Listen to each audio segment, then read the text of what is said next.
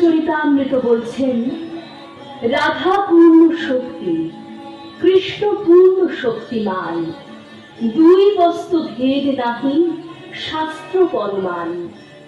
রাধা কৃষ্ণ ঐছে সদা একই স্বরূপ, লীলা রস আস্বাদিতে ধরে দুই রূপ।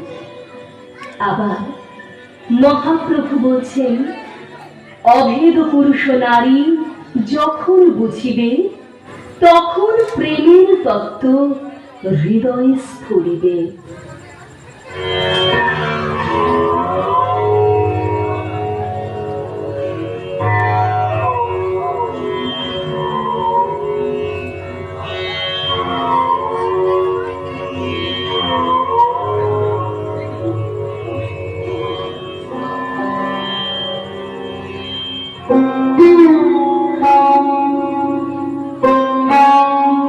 ললিতা, ও ললিতা, দিনে দিনে ভাবটা দেখো।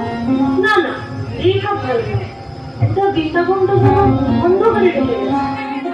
একে তো সকলে ওকে কলঙ্কিনী বলে ডাকে, তার উপর আবার এই ভাব। আর ভালো লাগে বলতো?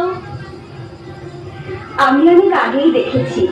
বিশাখা, তুই ওকে জিজ্ঞেস কর না ওর কি হয়েছে। দাঁড়া, আমি দেখছি। রাধে, রাধে, কি হলো? কথা বলছো না কেন? ও ললিতা, তুমি কোনো কথাই বলছো না। একটু মিষ্টি করে জিজ্ঞাসা কর, ঠিক কথা বলবে। আরো মিষ্টি করে। রাধে,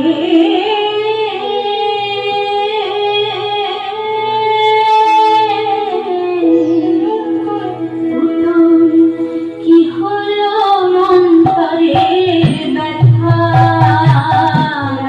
কি হলো অন্তরে ব্যথা, কেন বসিয়া বিদলে ঠাকুরে কোলে,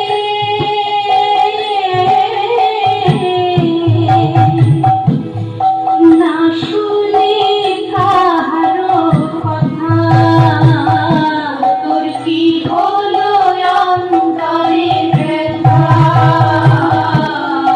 সোনা